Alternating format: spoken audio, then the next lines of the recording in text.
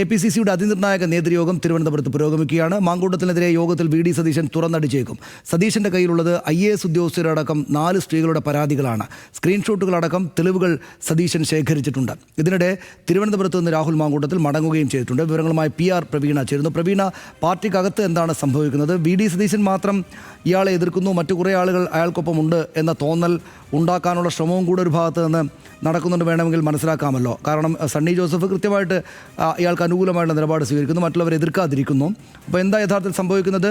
ഈ KPCC യോഗത്തിനകത്ത് ചാടി നിൽക്കുന്ന അല്ലെങ്കിൽ ചാഞ്ചാടി നിൽക്കുന്ന നേതാക്കൾക്ക് അവിടെയാണോ ഇവിടെയാണോ നിൽക്കേണ്ടതെന്ന ധാരണ ഇതിനകം ഉണ്ടായിട്ടില്ലാത്ത നേതാക്കളെ കൂടെ രാഹുൽ മാങ്കൂട്ടത്തിനെതിരായിട്ട് ശക്തമായിട്ട് നിലപാടെടുക്കാൻ പ്രേരിപ്പിക്കുന്ന വിധത്തിലുള്ള തെളിവുകൾ വി.ഡി. സതീശൻ്റെ കൈവശമുണ്ട് എന്നാണോ മനസ്സിലാക്കേണ്ടത്?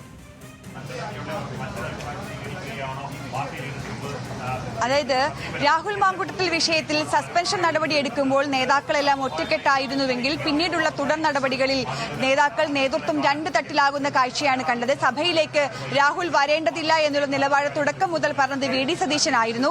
അത് ഭരണപക്ഷത്തിനെതിരെയുള്ള പ്രതിഷേധങ്ങളുടെ മുനയൊടിക്കുമെന്ന് നിലപാടെടുത്തതും വി.ഡി. സതീശനായിരുന്നു. എന്നാൽ ഇതിനെതിരെ ഗ്രൂപ്പിൽ തന്നെ യുവ നേതാക്കളും UDF കൺവീനർ അടക്കം KPCC അധ്യക്ഷനടക്കമുള്ളവരും രംഗത്തെത്തുകയായിരുന്നു. ഇവർ പരസ്യമായി പ്രതികരിക്കുകയും ചെയ്തു.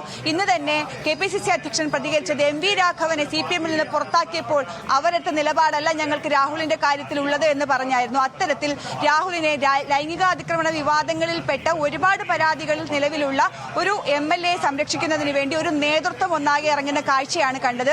ഇതിൽ വി.ഡി. സതീശൻ കടുത്ത അമർഷത്തിലാണ്. അദ്ദേഹം നേതൃയോഗത്തിൽ ഇക്കാര്യങ്ങളെല്ലാം പറഞ്ഞു എന്നുള്ളതാണ് സൂചന. നേതൃയോഗത്തിൽ നിന്നും വി.ഡി. സതീശൻ ഇപ്പോൾ ഇറങ്ങിയിട്ടുണ്ട്. അദ്ദേഹത്തിന് നേരത്തെ ഏറ്റ ചില പരിപാടികളുണ്ട്. അതിലേക്കായി സതീശനും രമേശ് ചെന്നിത്തലയും നേതൃയോഗത്തിൽ നിന്നും ഇറങ്ങിയിട്ടുണ്ട്. എന്തായാലും തന്റെ നിലപാട്, തന്റെ കയ്യിലുള്ള പരാതികൾ ഇതെല്ലാം തന്നെ നേതൃത്വത്തെ അറിയിച്ചിട്ടുണ്ട് എന്നുള്ളതാണ് സൂചന. വരും മണിക്കൂറുകളിൽ നമുക്കത് സ്ഥിരീകരിച്ച് പറയാനും കഴിയും. എന്തായാലും വി.ഡി. വിരുദ്ധ ആളുകളുടെ ഒരു കൂട്ടായ്മ രാഹുലിന് അനുകൂലമായി മാറി എന്നുള്ളതാണ് ഇപ്പോൾ മനസ്സിലാക്കുന്നത്.